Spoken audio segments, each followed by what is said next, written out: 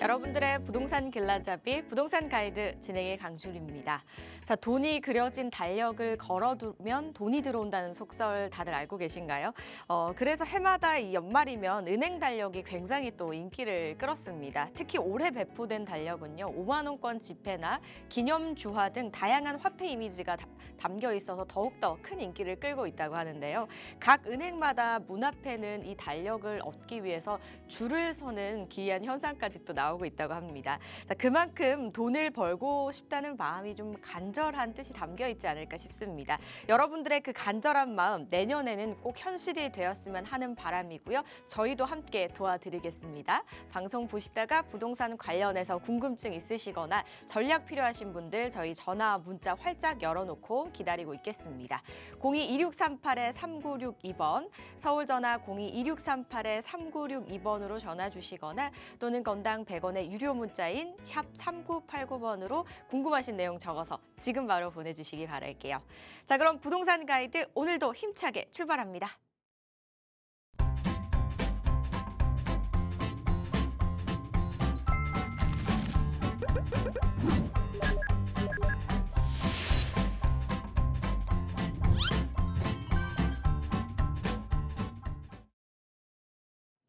매주 수요일 저희와 함께 해주시는 투자 길잡이 분이시죠. 동산이용 부동산 연구소의 박성일 팀장 자리하셨습니다. 어서 오세요, 팀장님. 시청자 여러분 안녕하세요. 수요일의 남자 동산이용 부동산 연구소의 박성일 팀장입니다. 오늘 제가 달력을 봤는데요. 24년도 보름밖에 남지 않았습니다. 보름도 채 남지 않은 상황에서 부동산 시장이 진짜 정말 오르락 내리락 했던 그런 순간들을 떠올리면서 내년에는 어떻게 될까 하는 고민을 계속 해보게 됩니다. 아까 말씀하셨듯이 그 아나운서님께서 뭐 내년을 위해서 또 내년을 바라보고 그 달력을 신청하는 분들이 많다고 하셨는데요. 저는 그 달력만으로 만족하시지 않고 진짜 돈다발 얻으실 수 있는 그런 부동산 정보로 내년에 부자가 되실 수 있는 그런 정보들을 많이 제공해 드릴 테니까 오늘 영상도 꼭 끝까지 시청하셔서 좋은 정보 얻어가시길 바라겠습니다. 네, 진짜 부자가 되려면 어떤 공부를 해야 조금 더 부자에 가까워질 수 있는지 자리가 또 마련이 되어 있다면서요, 소장님, 팀장님 어떤 자리죠? 네, 동산이용 부동산 연구소에서는 매주 목요일 오후 2시에 세미나를 개최하고 있습니다. 이번 주 같은 경우에도요, 진짜 특급 정보 그리고 알짜배기 지역들 선정해서 진행을 하고 있는데요. 1부 같은 경우에는 용산 재개발 투자처와 관련된 이야기, 그리고 2부에서는 1억부터 3억까지 내가 어디에 투자하면 가장 빠르게 재개발을 할 수 있을까? 가장 좋은 투자처에 대해서 알아보고자 합니다. 요즘 같은 경우에는 재건축보다는 재개발에 눈을 돌리시는 분들이 굉장히 많습니다. 그만큼 투자 금액이 많이 들어가는 게 재개발에서는 적게 들어가기 때문인데요. 시장 상황이 안 좋다라고 얘기를 하지만 아직까지도 먹을 수 있는 파이는 많이 남아있는 곳이 재개발 시장입니다. 세미나에 꼭 참석하셔서 이런 정보들을 가져가신다면 분명 도움 되실 테니까 내일 있을 세미나에 많은 관심과 성원을 부탁드리겠습니다. 네, 관심 있으신 분들 참여하셔서 흙 속의 진주를 찾을 수 있는 그런 이야기들 한번 나눠보시기 바라겠습니다. 문의사항은 02-2638-3962번과 샵 3989번으로 연락 주시기 바랄게요. 자, 그럼 본격적으로 수요일의 남자와 함께 해보도록 하겠습니다. 여러분들 오늘 주택 임대 사업자에 대해서 이야기를 좀 나눠볼까 하는데요. 많은 분들께서 아마 들어보셨을 겁니다. 주택 임대 사업자에 등록을 하게 될 경우에 여러 또 세제 혜택이 주어지기 때문에 다주택자나 부동산 투자자들은 한 번쯤은 또 고민해 보셨을 법해요. 하지만 지난 2020년 7월 10일 부동산 대책 이후에 주택임대사업자 제도가 바뀌면서 혜택이 거의 사라졌다고 하는데 그럼에도 불구하고 주택임대사업자가 필요한 건지 또 저희 박성일 팀장님과 함께 이야기 나눠보도록 하겠습니다. 전해주시죠. 네, 오프닝부터 좀 말실수가 많았습니다. 오늘 유독 추운 날씨이다 보니까 더욱 그런 것 같은데 입이 얼어서 그런데 아마 발동이 걸리면 여러분들께 술술 풀어낼 준비가 되어 있으니까 함께 지켜봐 주시면 좋을 것 같습니다. 오늘 소개해드릴 내용은요. 주택임대사업자와 관련된 Q&A 시간입니다. 기본적으로 주택임대사업자를 내신 시청자분들이 굉장히 많다고 들었습니다. 특히나 박스경제TV 시청하시는 시청자님들 같은 경우에는 거의 절반 이상이 주택임대사업자라고 할 정도로 비중이 굉장히 높다고 들었습니다.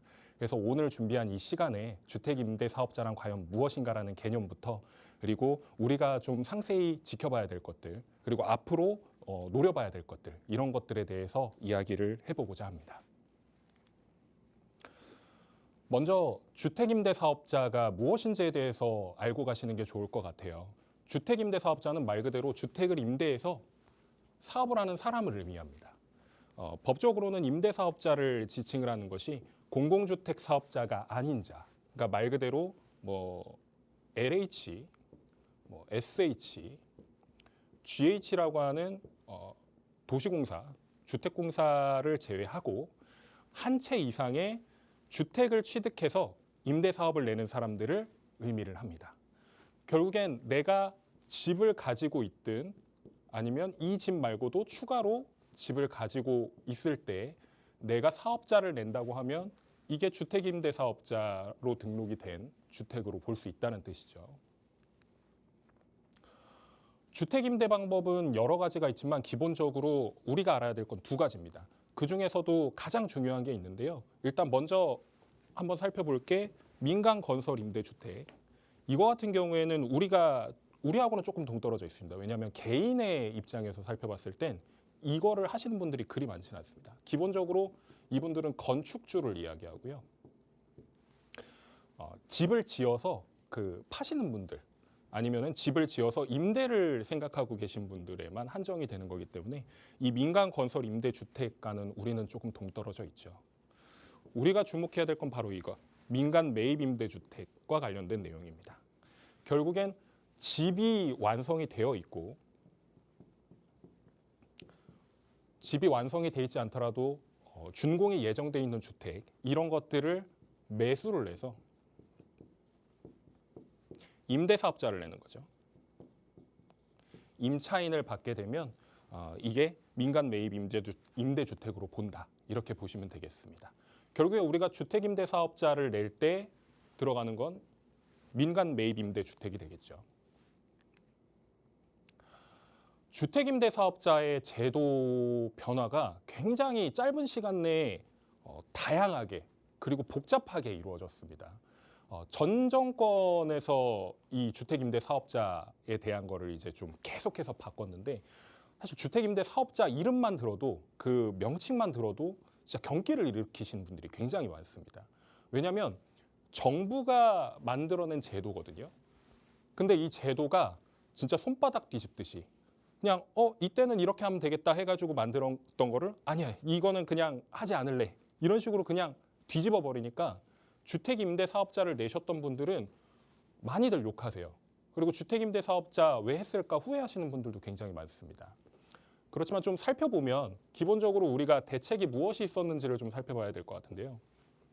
2017년 12월에 12.13 대책, 이 대책이 발표되고 나서 임대주택의 등록이 활성화가 됐던 것이죠. 그래서 기본적으로 모든 임대주택 등록을 했을 때, 그러니까 주택에 대한 거는 뒤에서 설명을 드리겠지만 일단 여기서는 아파트, 그리고 아파트가 아닌 비아파트, 그 중에서도 뭐 흔히 얘기하는 빌라, 그리고 주거용 오피스텔, 이런 것들에 해당되는 것들을 임대주택으로 등록할 수 있게끔 만들어줬습니다. 거기다가 건강보험료까지 감면시킬 수 있는 혜택까지 만들어냈어요. 이때 당시에는 쾌재를 불렀습니다. 많은 사람들이 뭐 투자하셨던 분들이나 아니면 다주택자분들이 와, 이거 무조건 해야겠다, 그러고 너도 나도 등록을 하다 보니까 관공서 같은 경우에는 주말 보통 쉬잖아요. 그 공무원들은 주말에 쉬는데 주말에 쉬지도 못할 정도로 등록에 대한 민원을 계속해서 처리하느라 정신이 없었다고 합니다. 그런데 불과 1년도 채 되지 않았죠. 2018년도에 9.13 대책이 발표되면서 이 임대주택 사업, 주택 임대 사업자에 대한 혜택을 축소하기 시작합니다. 조정 대상 지역이라는 거 많이 들어보셨을 거예요. 규제 지역과 비규제 지역으로 나누죠. 이 조정 대상 지역에 있는 주택과 그리고 새로 취득하는 주택들에 대해서 혜택을 폐지하게 됩니다. 기본적으로 우리가 부동산에서는 세금이 두 가지가 있죠. 국세와 지방세가 있는데 국세는 무엇이죠? 국세 같은 경우에는 보통 뭐 인지세나 상속세, 증여세 이런 것도 해당이 되지만 종부세, 양도소득세 같은 경우에는 이 국세에 들어가게 되는 것이죠. 이 부분에 대해서 그 요건이 추가가 됨으로써 결국에는 규제를 완화했다가 다시 강화하게 되는 그런 것이 2018년 9월 13일 대책에서 발표가 되었다. 여기다가 더해서 어떻게 되느냐? 또 1년이 지났어요. 2019년 12월에 또 대책이 발표됩니다. 임대사업자 하라고 해놓고서 계속해서 대책이 바뀐 거죠. 여기서는 또 지방세에 대한 요건이 추가가 됩니다. 지방세는 보통 어느 게 들어가죠? 보통 흔히들 얘기하는 취득세, 그리고 재산세 같은 게 들어갈 수 있겠죠. 이런 것들이 요건이 추가가 됨으로써 점점 규제가 강화되게 됩니다. 그리고 뭐 등록 임대 사업자에 대한 위반 사례들을 점검을 한다는 거예요. 그러니까 위반했던 것들 다 털어내가지고 과태료 물게 하겠다, 징역 보내겠다 이런 것들 때문에 말들이 많았고 이 중간 같은 경우에는 또 임대인이 보증보험 가입하라고 했죠. 이 보증보험 가입하라는 것도 있었습니다. 그래서 20년 6월 17일 대책이 나오고 나서 법인 사업자 그리고 사업자 대출 중단되고 그다음에 70대책으로 아예 마무리를 지었습니다. 회심의 카운터라고 해야 될까요? 단기 아파트 장기 폐지라고 이렇게 적혀 있는데 정리를 한번 해드릴게요.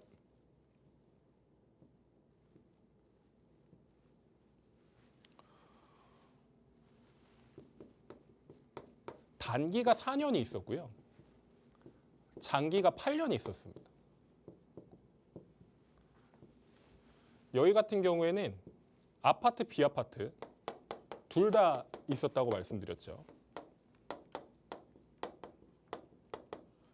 근데 이거 어떻게 했냐면 70대 책에서는 아파트는 이제 안 돼. 아파트는 주택임대사업자 더 이상 못 내줘. 왜 그러냐? 18년도에 집값이 크게 뛰었거든요. 지금 봤을 때는 그렇게 크게 뛴 그런 정도의 수준이 아닙니다. 왜냐하면 그 뒤에 21년도에 엄청난 상승이 일어났으니까요. 근데 이 집값이 올라간 걸 잡겠다고 규제를 내버린 거죠. 사실 주택시장의 규제는요. 규제를 강화한다고 해서 집값이 잡히는 건 아닙니다. 시장 경제의 원리에 맞춰서 들어간다고 하면 규제를 최소화하는 것이 무엇보다 중요하고 그 집값 안정에 기여를 하는 것인데 오히려 정부는 계속해서 반대로 갔던 거예요. 그러다 보니까 이거 아파트 사라지게 되고 주택임대 사업자를 냈던 아파트 가지고 계셨던 분들은 갑자기 당황스러우셨겠죠. 비아파트 경우에는 남아 있었는데 결국에는 이 단기 4년조차도 없애버려서 장기 8년만 남게 되는 이 상황이었습니다. 근데 이것조차도 10년으로 바꾸게 된 거예요. 10년. 히스토리를 알면 굉장히 주택임대사업자 내셨던 분들은 우라통이 치미실 겁니다. 지금 보시는 분들도 굉장히 화가 치밀어 오르실 텐데 주택임대사업자를 왜 냈냐? 기본적으로 세제 혜택이 컸기 때문입니다. 보통 이거 내시는 분들이 어떤 분들이었냐면요. 다주택자 그리고 투자자분들도 계셨죠. 이런 분들이 계셨다 보니까 이 세제 혜택 같은 경우에는 기본적으로 종합부동산세를 배제해 주겠다. 그리고 양도세도 혜택을 주겠다. 그러니까 양도세에 대한 부분을 최대한 중과 배제해 주겠다거나 아니면 장기보유 특별공제에 혜택을 주겠다라는 걸로 현혹을 시켰어요. 그리고 취득세 감면. 원래는 기본이 100% 감면인데 200만 원 이상이면은 85%로 줄어들죠. 15% 내야 되니까요. 이런 것들이 있었고 재산세 감면 혜택도 있었습니다. 이런 것 때문에 냈었던 거죠. 근데 이런 장점들을 가지고 시작했던 게 계속해서 규제가 강화되면서 장점이 단점으로 뒤바뀌어버리는. 물론 혜택은 아직 남아있긴 했지만 믿었던 사람들에게 어떻게 보면 배신을 한 그런 규제라고 볼 수 있습니다. 그런 혜택이었던 거죠. 그래서 주택임대사업자를 내면 방금도 말씀드렸듯이 전용 면적이 60제곱미터 미만이면 취득세가 면제가 되는데 200만 원 초과, 그러니까 대략 한 2억 정도가 되는 주택을 샀을 때 취득세가 1.1%라고 계산을 하면 나머지 차액분에 대해서는 85% 경감인 거죠. 그래서 실질적으로는 15%를 낸다 생각하시면 되는데 보통 85%만 낸다. 이렇게 보시면 되겠고요. 그리고 이거 같은 경우에는 20채 이상 주택임대사업자를 내야 되는 거기 때문에 우리한테는 해당이 딱히 없습니다. 그래서 기본적으로 신축주택을 새로 분양을 받을 때 이 혜택을 받을 수 있다는 것이고, 그리고 취득일로부터 60일 이내에 사업자를 등록해야 된다. 이래야만이 취득세를 감면받을 수 있다라고 명시를 하고 있습니다. 두 번째로는 재산세 감면에 대한 부분인데요. 그러니까 지금 기준에서는 두 채 이상을 가지고 있어야 혜택을 주겠다라는 내용입니다. 그래서 기준 요건 같은 경우에는 주택 2세대 이상, 오피스텔, 얘는 주거용입니다.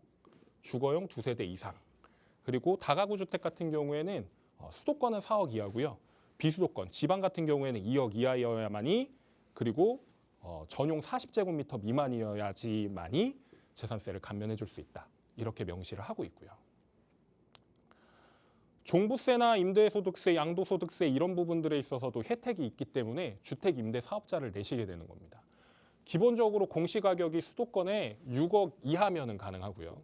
지방은 3억입니다. 여기 같은 경우에는 건설도 있지만 우리는 개인이니까 매입에 집중을 해야 되겠죠. 그 대신에 2018년도 9월 14일 이후에 그 규제 지역이라고 하는 조정 대상 지역에 취득한 주택 같은 경우에는 종부세가 합산이 돼서 과세가 된다라는 거 인지를 하셔야 됩니다. 이거 모르시고 하셨다가 종부세 폭탄이라고 하는 폭탄을 맞으실 수도 있기 때문에 이런 것들은 좀 유의를 하셔야 되는 부분이고요. 두 번째로는 임대소득세. 이렇게 임대를 해서 내가 소득을 얻은 거에 대해서 어떻게 낼 것인가. 기본적으로 한 채를 임대를 했다 그러면은 75% 감면, 두 채 이상 했다 그러면은 소득의 50% 감면을 해준다라는 내용이고요. 그리고 분리과세라는 부분은 그러니까 2천만 원 이하의 임대소득, 내가 임대를 하고 나서 2천만 원 이하로 내가 소득을 얻었을 때 이 분리과세를 하게 되면은 이렇게 기본공제에 대한 부분을 혜택을 주겠다. 그래서 등록한 사람과 등록하지 않은 사람을 구분을 해가지고 이렇게 요율과 금액으로 정해놓은 것이 있습니다. 양도소득세 같은 경우에도 마찬가지로 중과배제 대상인 부분들은 수도권은 6억이고요. 비수도권은 3억 이렇게 기준이 잡혀 있습니다. 그리고 가장 중요한 게 바로 이건데요. 거주주택 비과세입니다. 이 거주주택 비과세 같은 경우에는 2년을 거주한 주택을 비과세를 받을 수 있다는 내용인데 평생의 일에 한해서 비과세를 해주겠다라는 내용입니다. 이건 사실 조금 복잡한 부분도 있습니다. 좀 더 깊게 들어가자면 거주주택 비과세를 받을 수 있는 게 한 번인데 만약에 내가 이거를 또 비과세 혜택을 잘못 받아가지고 내가 가지고 있던 주택을 더 차익을 얻을 수 있는 거를 세금을 덜 낼 수 있는 거를 더 내게 되는 그런 경우도 있기 때문에 집중해서 보셔야 되고 기본적으로 거주는 실거주 2년 이상 하셔야 되고 그리고 나머지 주택 같은 경우에는 임대를 내야 된다. 단 조건이 임대주택 같은 경우에는 수도권 6억 이하여야 되고요. 비수도권 지방은 3억 이하여야 된다는 거 모든 주택이 정리가 돼 있어야 됩니다. 그래서 앞서 설명드렸듯이 단기와 장기가 있었습니다. 단기 임대 있을 때는 굉장히 좋았습니다. 이거 세금 혜택은 온전히 받으면서 4년만 하면 되는 거였거든요. 8년 같은 경우에도 길다 얘기를 많이 했지만 당장 2017년, 18년쯤에 하셨던 분들은 이제 몇 년 안 남았습니다. 기본적으로 자진말소가 가능한지 여부를 따져봤을 때 단기 임대와 장기 아파트 임대는 자진말소가 가능하게끔 만들어 놨습니다. 어차피 사라질 것들이기 때문에 그리고 이미 사라지게 해놨죠. 사라졌죠. 이걸 없앤 상태이기 때문에 자진말소 너네 가능하게끔 만들어줄게 해가지고 자진말소가 되는 상황이고요. 그리고 기본적으로 B아파트는 자진말소가 불가하나 예외는 있습니다. 민간임대가 8년인 걸 기준으로 하면 2분의 1 이상 예를 들어서 내가 8년을 냈다 그러면 4년 정도 임대했을 때 이 기준일이 4년이 지났다 그러면은 내가 주택임대 사업자를 하지 않을 수 있습니다.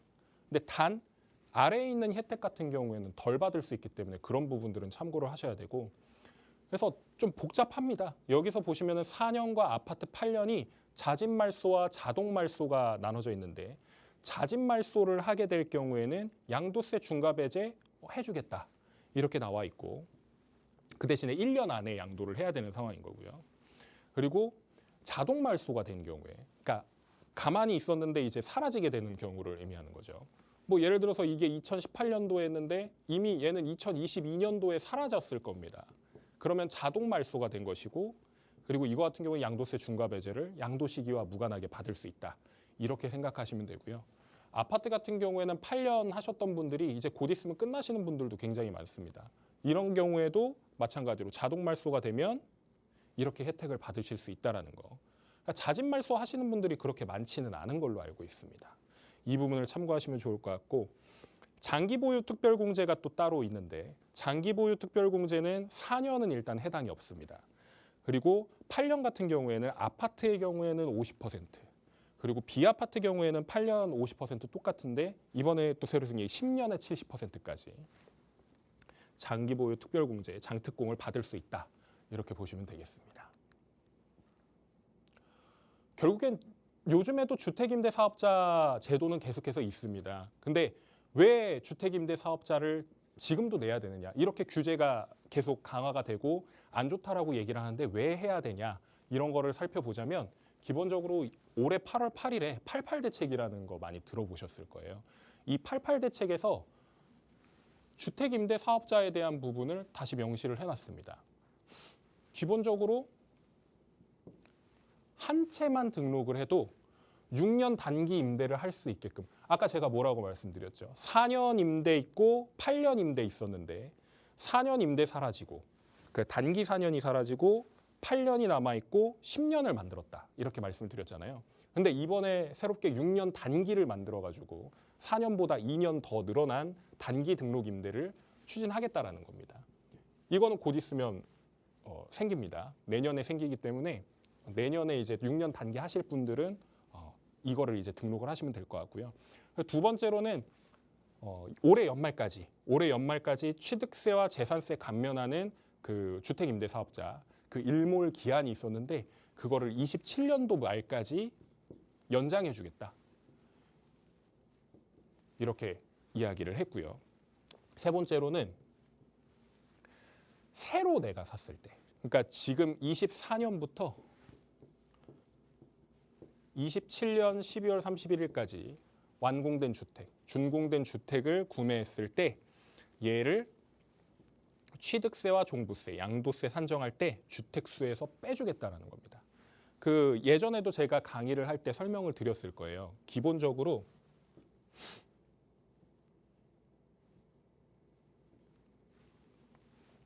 제가 그때 말씀드린 게 있습니다. 주택을 지금 가지고 있는데 A 주택을 가지고 있는데 내가 아파트를 가지고 있다고 쳐볼게요. 근데 올해 1월부터 27년 12월 31일까지 지어진 주택을 내가 사면 얘도 주택이니까 당연히 기본적으로 1주택이 되고 그 다음에 2주택이 돼야 되는데 얘가 빌라나 오피스텔인 경우에는 주택수 산입이 안 된다는 겁니다. 세금을 볼 때 얘는 주택으로 보지 않는다라는 거예요. 그래서 얘 같은 경우에는 한 채를 가지고 있고 그 다음 채수를 내가 조정 대상 지역에서 산다 그러면 얘는 취득세가 8%가 부과가 되죠, 원래는. 근데 이거 같은 경우에는 내가 그냥 산다 그러면은 첫 번째 주택으로 사는 게 되니까 1.1%에서 3%를 내게 되는 겁니다. 뭐 이런 개념이 있는데 제가 그걸 설명을 드렸고 주택임대사업자 같은 경우에는 예외죠. 어찌됐건 취등록세 같은 경우에는 8%를 내게 되는데 3주택자 같은 경우에는요. 방금 2주택자 설명드렸고 이런 경우에는 주택임대사업자를 냈을 때 85%를 감면해준다. 신축주택일 경우에는요. 취득세를 85%나 감면을 해준다라고 하면 그러니까 15%만 내면 되는 거예요. 그러니까 8% 취득세 내는 거를 대략 한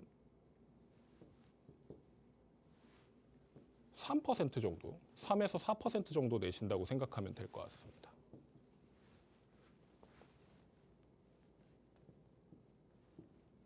아무튼 그런 내용이고요.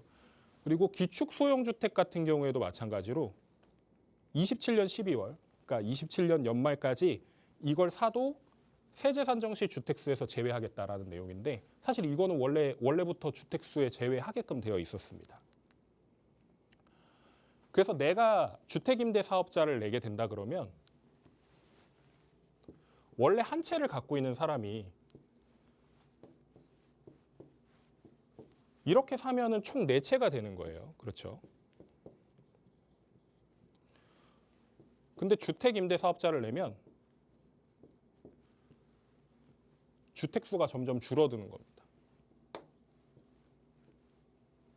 얘도 마찬가지겠죠.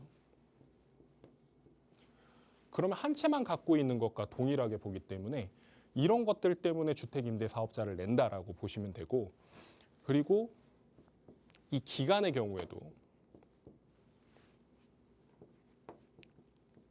지금은 10년으로 되어 있잖아요. 이 10년이 지났을 때 장기보유 특별공제를 받을 수 있기 때문에 이거는 양도했을 때 최대 70%입니다. 이 혜택 때문에 주택임대사업자를 한다. 이렇게 이해하시면 되겠습니다. 그런데 주택임대사업자를 아무나 막 내주진 않습니다. 기본적으로 주택임대사업자 하려고 하는 사람들의 신용도도 보고요. 빚도 봅니다. 그러니까 주택에 이미 대출이 많이 껴있다. 그러면은 주택임대사업자를 내주지 않는다라는 거. 그리고 마찬가지로 임대보증금 보증 가입, 그러니까 보험을 얘기하는 거죠. 이 보험 가입도 거의 불가능하다시피 하다 그러면은 주택임대사업자를 내주지 않습니다. 그리고 아울러 이거는 재개발, 재건축도 포함이겠죠. 기본적으로 내가 임대를 하고 있는 동안 뭐 예를 들면 10년짜리를 낸다, 아니면 6년짜리를 낸다라고 가정을 했을 때 얘가 한 2, 3년 안에 끝날 것 같아요. 이래도 주택임대사업자를 내주지 않습니다. 보통 이 정도를 채울 수 있다라는 가정하에 하는 것들은 주택임대사업자를 내주고 만약에 기간이 짧을 것 같다 그러면 임대사업자를 내주지 않는다라는 거 꼭 잊지 마셔야 될 거고요. 그리고 임차인에게 돈을 돌려주지 못할 것 같다라고 판단할 때에도 주택임대사업자를 내주지 않는다는 거 알고 계시면 좋을 것 같습니다. 결국엔 임대사업자는 내가 집을 빌려주죠. 집을 빌려주고 나서 이 임대 기간을 채우지 않으면 과태료를 물 수도 있고요. 그리고 주택에 대한 내가 주택을 샀는데 이 거래를 정상적인 거래로 보지 않을 수도 있습니다. 그러나 매매가 불가능한 건 아닙니다. 기본적으로 임대사업자를 낸 주택도 매매가 가능하다. 단 임대사업자의 지위를 포괄적으로 승계해 줄 수 있는 사람이 필요합니다. 내가 주택임대사업자를 냈어요. 근데 이분은 일반인입니다. 이분한테는 원칙적으로 매매를 할 수가 없습니다. 근데 또 다른 주택임대사업자가 있어요. 이분한테는 포괄적으로 승계를 할 수가 있습니다. 예를 들어서 내가 뭐 2년이 지났다, 뭐 3년이 지났다.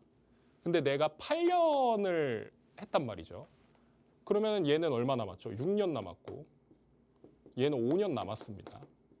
그럼 이 사람이 주택임대사업자 남은 기간을 승계하겠다라고 해서 주택임대사업자를 내고 이걸 가져간다 그러면 매매가 가능합니다.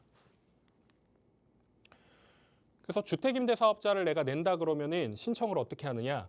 예전에는 다들 오프라인으로 처리를 많이 하셨는데요. 이제는 온라인으로도 가능합니다.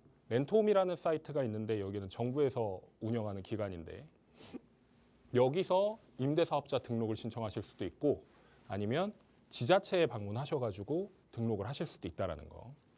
그 등록증은 2개가 발급돼야 되는데 하나는 임대사업자고요. 하나는 면세사업자가 등록이 돼야 되는데 마찬가지로 이건 세무서에서 발급을 받으시거나 아니면 홈택스에서 발급받으실 수 있다. 이건 알고 계시면 좋을 것 같습니다. 주택임대사업자는 의무가 굉장히 많습니다. 빠르게 좀 확인하고 넘어갈게요. 기본적으로 의무기간, 임대를 해야 되는 조건이죠. 지금은 10년입니다. 단기는 이제 곧 있으면 6년이 나온다고 말씀을 드렸죠. 그리고 지금 8년짜리 아직 남아 있습니다. 8년짜리의 그 기간도 남겨야 되고요. 그리고 두 번째로는 임대료의 증액 제한. 그 주택임대사업자의 어떻게 보면 가장 안 좋은 점이라고 할 수 있는데요. 임대료의 증액 제한이 있습니다.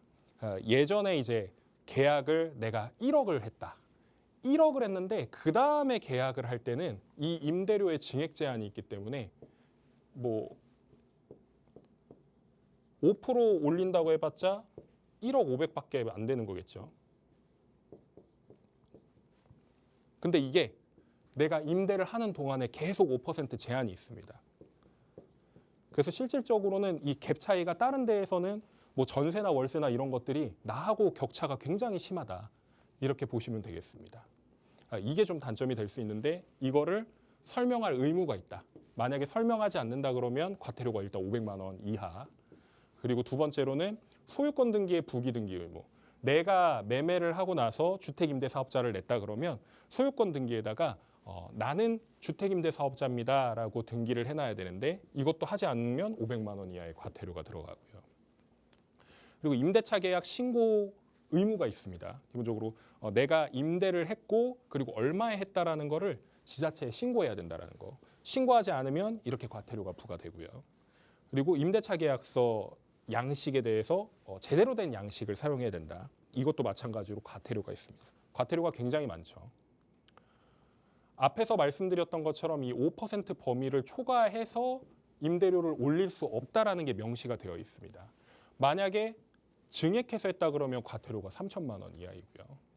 그리고 임대 의무도 내가 준수하지 않고 팔았으면 3천만 원 이하. 근데 이거는 임대주택 땅입니다. 내가 임대주택을 많이 갖고 있으면은 그만큼 더 낼 수 있다라는 거 알고 계시면 좋을 것 같고요. 단 여기 같은 경우에는 10년이라고 나와 있는데 이 임대 의무 기간 중에 내가 자진 말소를 한다거나 2분의 1 이상 지나서 자진 말소를 한다거나 아니면은 포괄 조건으로 아까 매매할 수 있다고 말씀드렸죠. 그 포괄 양수도 계약을 진행을 한다 그러면 이거 같은 경우에는 과태료가 부과되지 않습니다. 그리고 임대차 계약 유지를 해야 되는데 내가 지금 살고 있는 세입자하고 다툼이 있거나 아니면 이 사람이 제대로 그 관리를 못해서 예를 들면 뭐 그 임대료를 내지 않는다든가 아니면은 뭐 집에 뭐 벽이라든지 아니면은 뭐 시설이라든지 이런 거를 훼손하거나 파손하게 될 경우에는 계약을 더 이상 하지 않을 수 있는데 그런 거 아니고서는 계속해서 계약을 해야 된다라는 거 알고 계시면 좋겠고요. 오피스텔은 아까 설명드렸듯이 그 주거 목적으로 사용된 주거용 오피스텔에만 해당이 되고 그리고 임대 보증금 보증 의무도 그 보증보험이 가입됐냐 안 됐냐 보증보험이 가입이 안 됐다 그러면은 보증금의 10% 또는 상한이 이제 3천만 원입니다. 가입하지 않으면은 과태료를 내거나 아니면은 감옥에도 갈 수 있습니다. 이런 것들을 보시면 좋을 것 같고요. 보고 검사 요청 협조 의무 있고 그 외에 이제 등록 면허세와 관련된 내용이 있습니다. 제가 방금 말씀드릴 때 이 임대료 증액과 관련된 이야기를 설명을 드렸는데요. 이 5%의 기준 금액이란 게 있기 때문에 계약을 하실 때 조금 난해한 경우가 있습니다. 그래서 사례를 들어서 좀 설명을 드리고자 해요.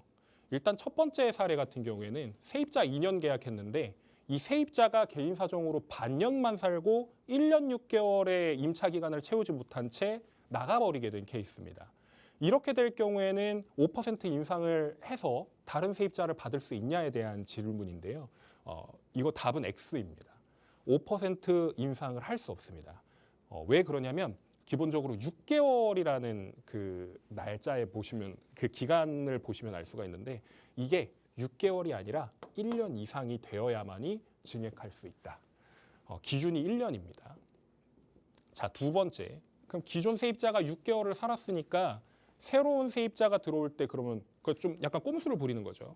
6개월을 살게 하고 나머지 1년 6개월을 5% 증액한 걸로 하면 안 되냐? 이것도 답은 X입니다. 기본적으로 말씀드렸듯이 기준이 1년이기 때문에 이 1년을 채워야 된다는 겁니다. 그래서 케이스 3번에 보시면 기존 세입자가 1년 6개월 살고 6개월을 남기고 퇴거했을 때 새로운 세입자가 갱신을 해서 들어올 수 있느냐, 5% 인상할 수 있느냐, 이거는 5입니다. 아까 말씀드렸듯이 1년이 넘었기 때문에 산 게 1년이 넘었기 때문에 가능하다라는 걸 설명을 드립니다. 그래서 이 1년이라는 것에 초점을 맞추셔야 되는데 기본적으로 임대차 계약은 2년을 하죠. 2년을 하고 그리고 2년에서 계약갱신 청구권 해가지고 총 4년까지도 쓸 수 있습니다. 근데 증액 범위는 1년 단위로 5%를 할 수가 있는데 그러니까 일반적인 계약에서는 2년이 끝나고 나서 다른 세입자가 들어올 때 5%가 가능한 거고요. 만약에 같은 세입자가 계약갱신 청구권을 사용하지 않는다라고 하면 5% 증액도 가능한데 보통은 계약갱신 청구권 다들 사용하시죠. 4년 뒤에 또 다른 계약을 진행할 때 난 계속 살고 싶다라고 하면 5% 증액해서 할 수 있다는 거 알고 계시면 좋겠습니다. 결국에 재개발 투자할 때는 아까도 설명드렸듯이 취득세 감면이 가능하다는 내용이고요. 그리고 재개발 투자하실 때 가장 좀 집중하셔야 되는 게 이 장기 임대주택 10년짜리 아니면 8년짜리 하신 분들 많으시죠. 기본적으로 내가 재개발지에 투자를 해가지고 그 주택이 사라졌다 그러면 그 사라진 주택에 대해서는 임대기간 요건, 그러니까 이 8년이나 10년이나 됐던 주택임대사업자의 임대기간 요건을 충족한 걸로 봅니다. 그러니까 뭐 예를 들어서 한 5, 6년 됐는데 2년, 3년 정도 남은 거예요. 근데 이게 소멸이 된다라는 얘기입니다. 그 멸실이 될 경우에는 이거를 주택임대사업자를 다 충족한 것으로 본다. 그래서 내가 거주했던 주택에 그 처분을 했을 때 비과세를 받는 거에 대한 영향이 없습니다. 그런데 이 멸실이 되고 난 이유가 문제예요. 여기서 보시면은 이 멸실이 되고 나서 지자체에 의해서 자진 말소가 되는 경우, 자동 말소가 되는 거죠. 직권 말소라고 합니다. 이 말소가 되고 나서 내가 사업자가 사라지게 되면 이 거주주택 비과세가 적용이 되지 않습니다. 그래서 가장 좋은 거는 이 멸실이 됐다라는 걸 미리 인지를 하실 거예요. 멸실이 되는 멸실일을 인지를 하실 텐데 이 멸실일 전에 처분하시는 게 무엇보다 중요하다 할 수 있겠습니다. 그래서 다주택자분들 같은 경우에는 좀 가지고 계신 주택을 어떻게 정리해야 되냐. 내가 가지고 있는 주택이 몇 채인지도 모르시는 분들이 굉장히 많습니다. 그런 것들을 정리하실 수 있는 방법을 설명을 드릴게요. 먼저 뭐 4채를 가지고 있으시다는 분이 계시다 그러면 주택 보유수는 4주택이 될 것이고 뭐 주소가 뭐 이런 식으로 뭐 돼 있겠죠. 뭐 조정 지역에 해당이 되느냐. 그리고 취득일은 언제냐. 뭐 연도를 쓰셔도 상관없는데 정확한 게 가장 좋습니다. 그리고 임대는 언제 시작했느냐. 취득가액, 내가 산 금액은 얼마냐. 그리고 지금 시세는 얼마고 내가 지금 시세로 환산을 했을 때 팔았을 때 얼마의 차익이 남느냐를 따져보셔야 되고요. 그리고 거주 기간, 내가 실거주했다라고 하면 거주 기간은 얼마나 됐는지를 파악을 해보셔야 되고 그리고 내가 갖고 있었던 기간은 얼마만큼 될 것이냐. 거주 기간보다는 당연히 길겠죠. 내가 거주하고 있는 기간과 보유 기간은 같거나 보유 기간이 더 많을 수밖에 없는 것이고 그리고 연도와 월 이거를 꼭 확인해 보셔야 되는 거. 그리고 기타 부분에는 뭐 또 추가해야 될 내용들, 내가 더 파악해야 될 내용들을 적어 놓으시면 정리가 수월하실 거고요. 기본적으로 세무와 관련된 건 세무 회계 담당하시는 세무사라든지 회계사분들하고 많이 상담을 하실 텐데 이거를 미리 사전에 적어가지고 가신다 그러시면은 상담을 원활하게 받으실 수 있습니다. 이걸 꼭 참고하셔서 이용하시면 좋겠습니다. 그래서 일반적인 장기 보유 특별공제에 대해서 정리를 해볼까 하는데요. 우리가 그냥 가지고 있는 주택이나 땅들 같은 경우에는 15년 이상 지나도 최대 30%밖에 받지를 못합니다. 근데 우리가 1주택을 가지고 있다라고 하면 하나의 주택을 가지고 있다라고 하면 기본적으로 2년 이상의 거주를 했다라고 가정하에 최대 80%. 그러니까 거주 기간과 보유 기간이 10년 이상일 경우에는 최대 80%를 받을 수 있다라는 내용이에요. 이거 양도세와 관련된 내용이니까 보시면 좋겠습니다.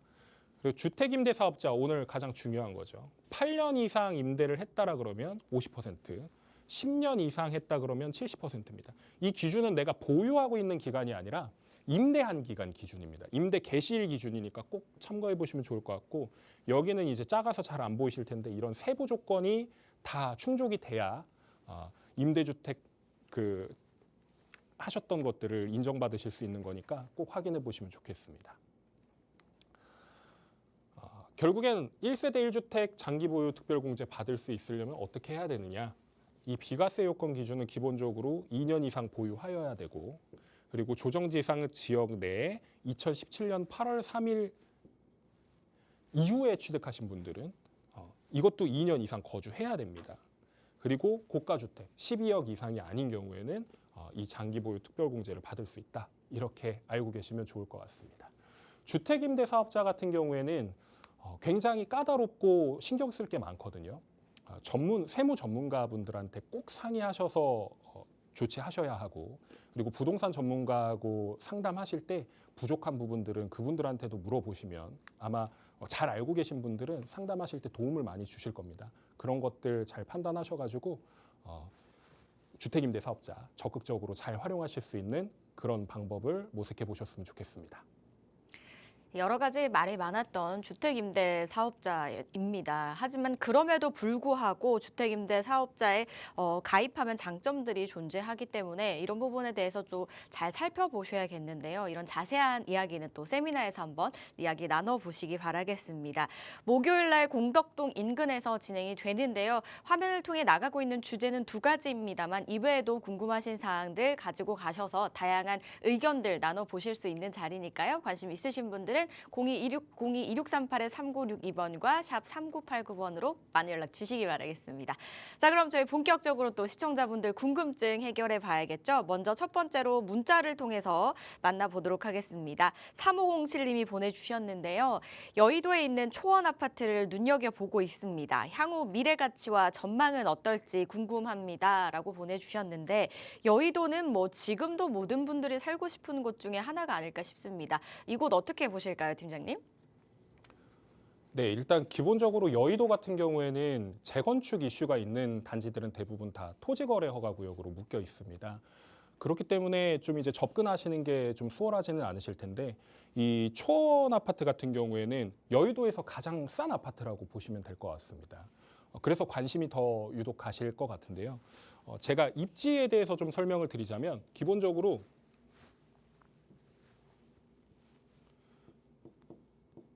중심 업무 지구가 총 3개가 있죠.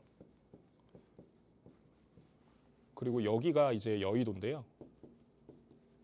여기 안에 이제 위치한 그 아파트라는 거죠. 기본적으로 중심 업무 지구 같은 경우에는 안쪽에 있는 아파트들이 대부분 다 비쌉니다. 왜냐하면 직주 근접을 원하시는 분들이 들어가시는 곳이기 때문에. 따라서 여기 같은 경우에는 좀 괜찮다라고 저는 생각을 해요. 다만 나중에 향후의 미래 가치가 어떨 것이냐에 대한 부분은 좀 더 딥하게 설명을 드리자면 기본적으로 여의도를 이렇게 나눕니다. 여의도가 이쪽이 서쪽이고요. 이쪽이 동쪽입니다. 그래서 서여의도, 동여의도라고 이야기를 하거든요. 근데 우리나라 그 지형을 얘기할 때 동고서저라는 이야기 혹시 들어보신 적 있으실까요? 여의도 같은 경우에도 동고서저의 지형이라고 하기엔 좀 그렇고 그 모습을 갖추고 있습니다. 왜냐하면 이쪽이 원래는 맨하탄, 한국의 맨하탄을 꿈꾸면서 만들어졌던 곳인데 기본적으로 이쪽 지역 같은 경우에는 굉장히 높은 건물들이 많습니다. 근데 서쪽 같은 경우에는 유독 높은 건물이 거의 없다시피 합니다. 왜 그러냐면요. 국회의사당 때문에 그렇습니다. 이 국회 요구 때문에 기본적으로 이 고도지구가 걸려 있어가지고 이 고도지구 때문에 높게 못 짓는 거예요. 그 제가 알기로는 60m 이상으로 못 짓는 걸로 알고 있습니다. 그래서 여기 같은 경우에도 만약에 고도지구가 걸리지 않았다라고 하면 더 높게 지을 수 있었을 거예요. 초원 아파트 같은 경우에는 제가 알기로는 좀 더 살펴볼까요?